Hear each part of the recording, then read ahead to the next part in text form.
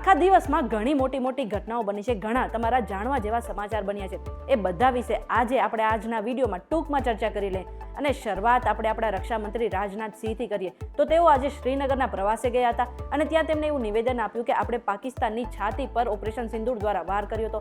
આટલું જ નહીં, પાકિસ્તાનને લઈને તેમણે એવું પણ કહી દીધું કે પાકિસ્તાન એવો દેશ છે કે તેઓ જ્યાંથી ઊભા રહી જાય ત્યાંથી જ ભિખારીઓની લાઈન શરૂ થઈ જાય છે. તેમણે કહ્યું કે તમે સાંભળ્યું હશે કે તે ફરીથી IMF પાસે લોન માંગવા ગયો છે. બીજી તરફ આપણો દેશ એવા દેશોમાંથી એક છે જે IMF ને ભંડોળ આપે છે, જેથી IMF ગરીબ દેશોને લોન આપી શકે. સાથે તેમણે ઓપરેશન સિંદૂરનું વખાણ કરતા એવું પણ કહ્યું કે આ આતંકવાદ સામેની સૌથી મોટી કાર્યવાહી હતી. આજે જમ્મુ કાશ્મીરના અવંતીપુરામાં ત્રાલમાં આપણા સુરક્ષા દળોએ 3 આતંકવાદીઓને ઠાર કરી નાખ્યા હતા. પુલવામામાં 48 કલાકમાં બીજું એન્કાઉન્ટર છે. મંગળવારે શોપિયામાં લશ્કરના 3 આતંકવાદીઓને ઠાર કરવામાં આવ્યા હતા.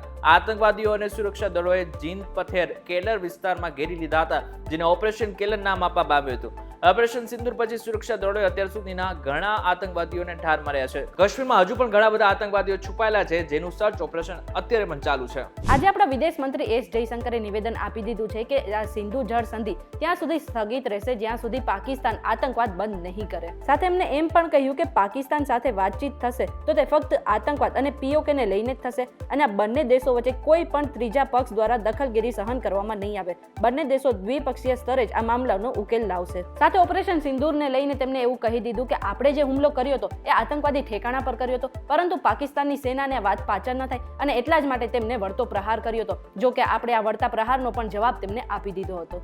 રાષ્ટ્રપતિ ડોનાલ્ડ ટ્રમ્પ કતર પહોંચ્યા હતા, જ્યાં તેઓએ ટીમ કુક સાથે મુલાકાત કરી હતી. તેઓએ ટીમ કુકને કહ્યું હતું કે તમે ભારતમાં આઈફોન બનાવવાનું રહેવા દો, કારણ કે ભારત આપણી ઉપર અલગ અલગ રીતે મોટા પ્રકારે ટેરિફ લાદે છે. એટલા માટે થઈને તમે ત્યાં ઉત્પાદન કરવાનું રહેવા દો અને જો તમારે ભારતની હેલ્પ કરવી હોય તો તમે કરી શકો છો. યુદ્ધ વિરામ બાદ અત્યારે શેર બજાર ધીરે ધીરે રિકવર થઈ રહ્યું છે અને એવામાં આજે શેર બજારમાં સારો એવો ઉછાળો જોવા મળ્યો હતો. આજે સેન્સેક્સ 1200 પોઈન્ટના વધારા સાથે 82,530 પર બંધ થયું હતું, જ્યારે નિફ્ટી એ 25,000 ને પાર પહોંચી ગયું અને 395 પોઈન્ટના વધારા સાથે 25,062 પર બંધ થયું હતું. એટલા માટે આજનો દિવસ શેર બજારના રોકાણકારો માટે સારો એવો દિવસ રહ્યો હતો. પાકિસ્તાનની છબી હવે આંતરરાષ્ટ્રીય ભિખારી તરીકે થઈ ગઈ છે. પાકિસ્તાનના ગૃહ મંત્રાલયે તાજેતરમાં જ અનેક દેશોમાંથી હાંકી કાઢવામાં આવેલા પાકિસ્તાનની ભિખારીઓની સંખ્યા જાહેર કરી છે. નેશનલ એમ્બેસીમાં રજૂ કરાયેલા લેખિત નિવેદન મુજબ 2024 થી કુલ 5,402 પાકિસ્તાની ભિખારીઓને વિદેશમાંથી હાંકી કાઢવામાં આવ્યો છે. આ દેશોમાં સૌદી અરેબિયા, ઈરાક, મલેશિયા, UAE, કતાર અને ઓમાનનો સમાવેશ થાય છે, જ્યાંથી પાકિસ્તાની ભિખારીઓને પકડીને ભગાડવામાં આવી રહ્યા છે. છેલ્લા 3 વર્ષમાં વિશ્વભરના દેશોમાં 50,000 પાકિસ્તાની ભીખ માંગતા લોકો જોવા મળ્યા હતા. આટલામાં કદાચ પાકિસ્તાનને તેની ઓકાત દેખાઈ ગઈ હશે. ભારત અને પાકિસ્તાન વચ્ચે જ્યારે તણાવની સ્થિતિ હતી એ સમયે પાકિસ્તાનની મદદ તુર્કી અને ચીન દ્વારા કરવામાં આવતી હતી. હવે ભારત દેશના લોકોએ આ બંને દેશો સામે ઇકોનોમિક સ્ટ્રાઇક શરૂ કરી દીધી છે અને આ બંને દેશોને બોયકોટ કરવાનું પણ શરૂ કરી દીધું છે. અને ગઈકાલે એકલા વડોદરામાંથી 100 થી વધારે બુકિંગ જે છે આ બંને દેશો માટે રદ કરવામાં આવ્યા હતા. આટલું જ નહીં, આને કારણે તુર્કીના અર્થવ્યવસ્થામાં લગભગ 50% નુકસાન પણ થયું છે. તો બીજી તરફ તુર્કીની એમ્બેસીએ ટ્રાવેલ એજન્ટો સાથે વાત કરીને એવું કહ્યું કે તમે અમારા દેશની જે બુકિંગ છે તે રદ ન કરતા. વડોદરાની સાથે સાથે કચ્છના જેટલા પણ ટ્રાવેલ બુકિંગ છે એ પણ ધીરે ધીરે કેન્સલ થઈ રહ્યા છે. મહીસાગરમાં સગા કાકાએ જ પોતાની ભત્રીજી ઉપર દુષ્કર્મ આચર્યું હતું, જ્યારે તેની હવે ધરપકડ કરી નાખવામાં આવી છે. સગા કાકાએ 5 વર્ષની કિશોરી પર ગામની કેનાલ પાસે લઈ જઈ દુષ્કર્મ આચર્યું હતું. કિશોરી પર દુષ્કર્મ ગુજાર્યા બાદ નરાધમ ફરાર થઈ ગયો હતો. માસૂમ કિશોરીને સારવાર માટે હોસ્પિટલ લઈ જવામાં આવી હતી.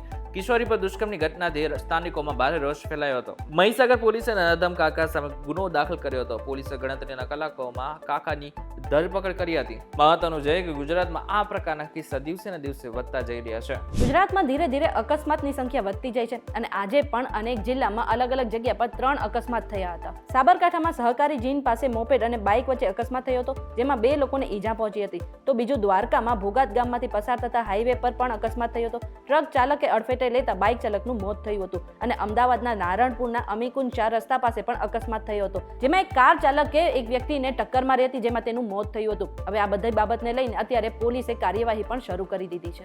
અમેરિકાના રાષ્ટ્રપતિએ અત્યારે હાલ જે વચગાળાની સરકાર છે તેના પ્રધાન સાથે વાતચીત કરી હતી. આ મુલાકાત બાદ ટ્રમ્પે સિરિયામાંથી પ્રતિબંધ દૂર કરવાની જાહેરાત કરી છે. આ જાહેરાત બાદ સિરિયામાં ખુશીનો માહોલ છવાયો છે. સિરિયામાં એક સમય દુશ્મન ગણાતું અમેરિકા આ મુલાકાત બાદ અચાનક મિત્ર બની ગયું છે. સિરિયાના લોકો ટ્રમ્પના વખાણ કરી રહ્યા છે. આ મુલાકાતથી એક ઝાટકે સિરિયામાં માહોલ બદલાઈ ગયો છે. સિરિયાના લોકો માને છે કે અમેરિકાનો પ્રતિબંધ દૂર થયા બાદ તેમના દેશમાં આર્થિક વિકાસ શક્ય બનશે. ત્યારે ટ્રમ્પ અલગ અલગ રીતે એવા નિર્ણયો લે છે કે જેની કદાચ કલ્પના કોઈ નહોતી કરી. ત્યારે આ બાબતને લઈને તમારું શું કહેવું છે અમને જરા કોમેન્ટ કરીને ચોક્કસથી કહેજો. વિડીયો પસંદ આવે તો વિડીયો લાઈક અને શેર જરૂરથી કરજો તથા આ જ ઇન્ફોર્મેટિવ વિડીયોઝ માટે VTV ડિજિટલ સાથે જોડાયેલા રહેજો.